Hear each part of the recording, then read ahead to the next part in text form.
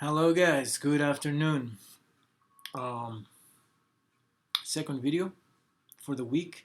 I didn't have time yesterday, but today here I am, and we're gonna talk about uh, biofeedback and neurofeedback in sport. Um, the video from yesterday is right here if you can see it, right? And I always send you an email. Make sure you read the outline, send me some feedback, questions you may have, and so on and so forth. Um, For today, again, I have compiled so much information and I hope you're enjoying these videos. So first of all, let's talk about some basic stuff. What is biofeedback and what is neurofeedback? They have some commonalities and they have some differences.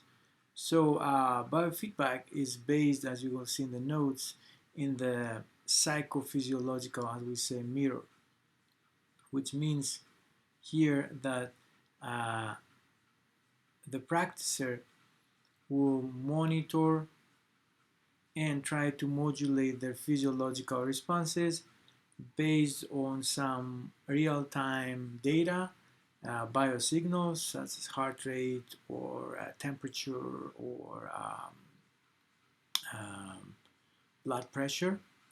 And the goal here is to increase awareness if something goes up or down and if that's good or bad, and eventually voluntarily control um, your body over your mind. Okay. Now, neurofeedback is pretty much the same. We still monitor, we still modulate, we still are trying to control our own responses. But now we are uh, monitoring the information that we're gathering is brainwaves, and usually through EEG. Okay, that's the only difference. Again, the goal for both is to take the data and use it to increase awareness and self-regulate. Now, as I write, both of them are valuable in a lot of different disciplines that have to do again with evidence-based practice.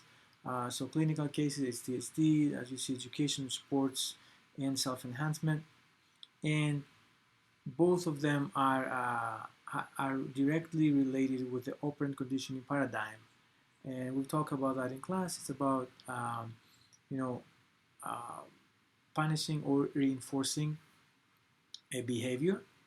So we've used that example, and I hope it's already. We'll use examples in the class, and I hope it's that paradigm is already known.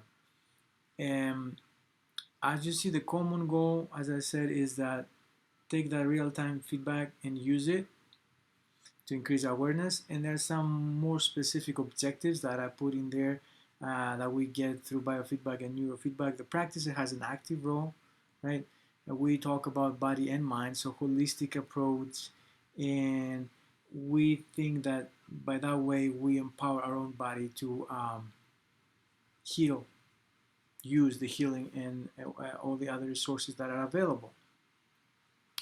Now let's talk about some brain correlates of bio and neurofeedback application. There is a bidirectional relationship between our mental status and our physiological status, meaning that uh, if something is happening physiologically, will affect our mental status. If something is happening mentally, will affect our physiological status. So it's a bidirectional relationship.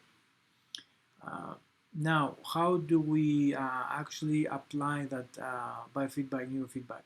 We place some electrodes who collect data, we amplify them so we can create feedback, and then that feedback, the coach, the therapist, the psychologist, psychiatrist, whoever, the mental coach, uses it to coach the athlete, right?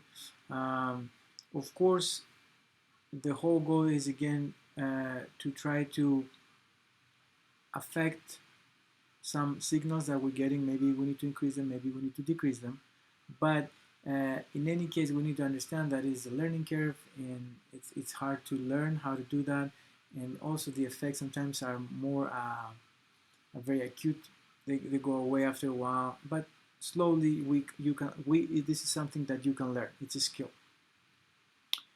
Now, in order to have an optimal performance, which is important for athletes, there's always some activation that we may need, but also some relaxation that we may need, or a combination of both. If we find that those optimal zones for each individual athlete, that would be great, because then if we find those, we're trying to regulate ourselves to be in those optimal zones whenever it's needed. Uh, some additional advantages, indirect advantages that have to do with sport performance through biofeedback and neurofeedback training, has to do with sleep duration and quality, stress coping, mental clarity, and blocking negative thinking. Some biological markers.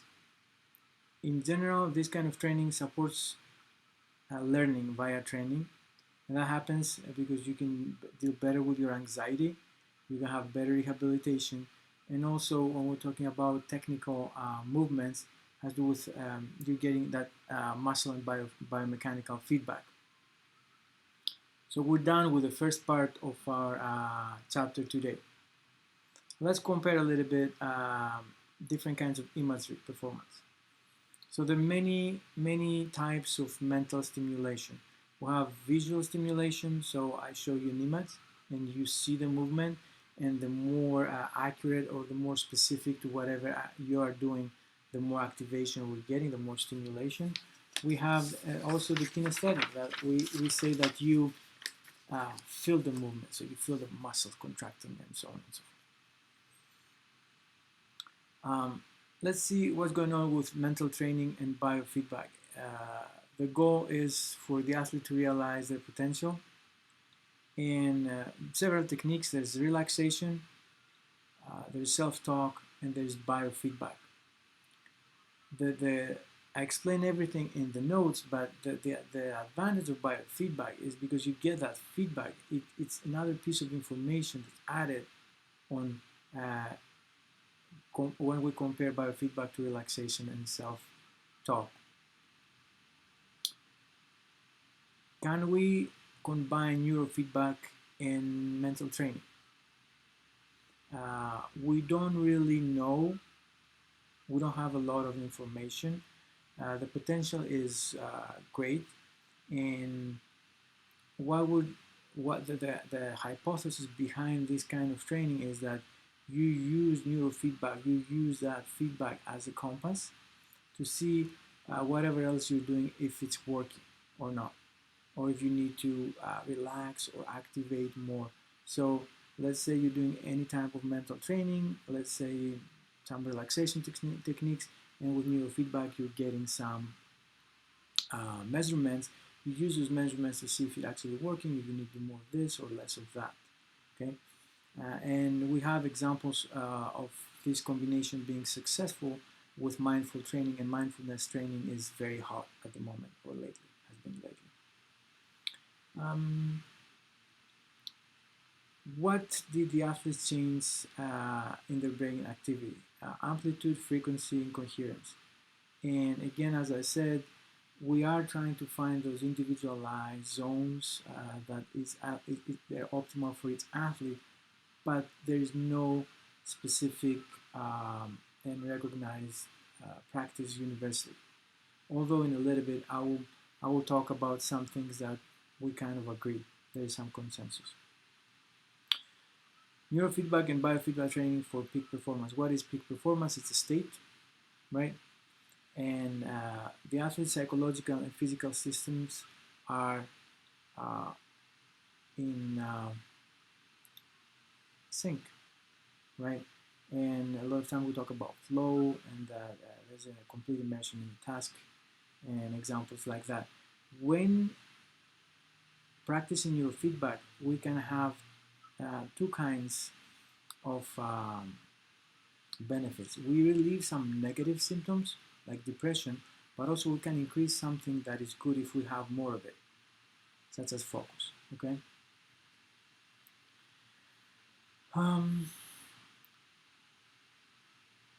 I did say that there isn't a specific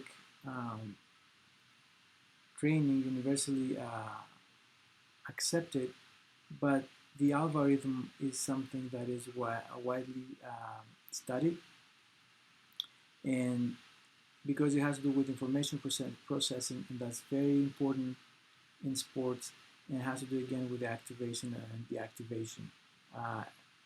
If we want to excite or we don't want to excite. Then I want to talk a little bit about some more specific examples where there was integration of bio-neurofeedback into the traditional kind of training. So in soccer athletes, and especially we have a great example with a very successful team in Italy, it was used to detect heightened emotionality and try to regulate their emotions. In baseball players, a major league team used it, and they were using it for attention and focus. Golf and putting, especially precision, it has to do with sensory motor rhythm, SRM, and the performance anxiety. What is SRM? Is a rhythm, is a brain measurement, is a brain rhythm, okay? And it has to do with, of course, activation of the brain, but in a way of synchronization. Gymnasts improve self-regulatory skills, coping strategies, and confidence by improving HRV. Heart rate variability, again, is a very hot topic. And SRM, what is heart rate variability? Is again is a kind of measuring the time between two heartbeats. Okay, we're usually looking for increased heart rate variability. That's a sign. That's an indicator. It's a good indicator we're looking for.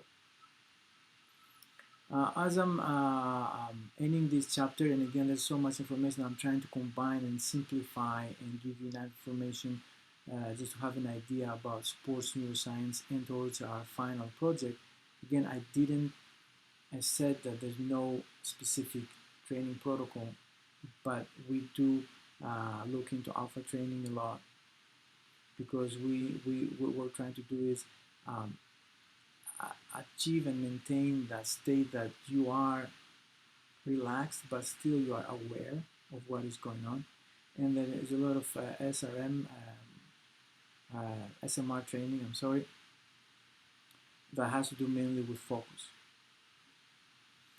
Some other recordings that we use for biofeedback and neurofeedback training, we have electrocardiography, ECG, that has to, of course, with our heart, electrodermography, which has to do with our skin. Okay, we get electrical impulse from the skin. Mammography, breathing, our lungs.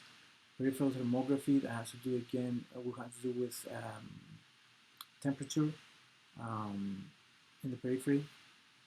And EMG, electromyography, that has to do with our muscles. As I'm closing, I want to say that neurofeedback training has nothing to do with, does not include stimulation through electrical signals or currents. Okay, but what it is about is collecting that data, amplifying that data, and use that data in order, again, based on the operant conditioning principles, in order for the practicer at some point to be able by himself or herself to regulate their own responses. That is the goal. I hope you liked it. I tried to keep it short. We're below 15 minutes, so that's great. Hopefully you're working towards your common problem project. Let me know if you have any questions or concerns. Have a great day. Bye, guys.